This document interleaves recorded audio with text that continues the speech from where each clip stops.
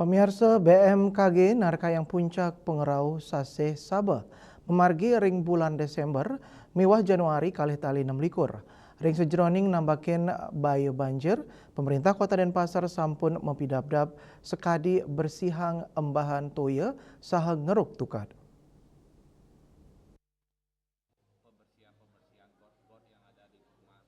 Wakil Wali Kota Denpasar, Kadek Agus Ariwibowo mawasang, ring sajeroning nampenin pengerau Sase Sabah, sane ketarkayang memargi ring bulan Desember miwa Januari, Pemkot Denpasar sampun mempidabdab nambakin banjir, cili tunggilnya nih, mersiang gena embahan toye, miwa ngeruk pat-pat tukat ring Denpasar.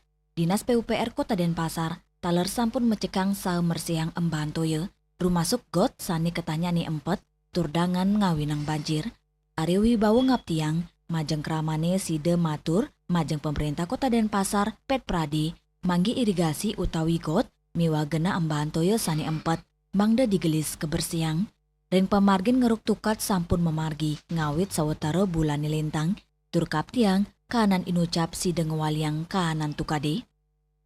Dari Dinas PUPR sudah selalu rutin untuk turun melakukan penggelontoran, kemudian juga drainase kita sudah perbaiki, kemudian juga pembersihan got yang ada di rumah itu kita rutin kita lakukan dari pemerintah kota. Nah, kami sarankan kepada masyarakat Kota Denpasar kalau ada titik-titik yang perlu kami turun, baik itu sungai, kemudian got, kemudian drainase yang mungkin belum berfungsi maksimal, mohon segera diinfokan kepada pemerintah Kota Denpasar. Kami akan turun untuk melakukan penggelontoran.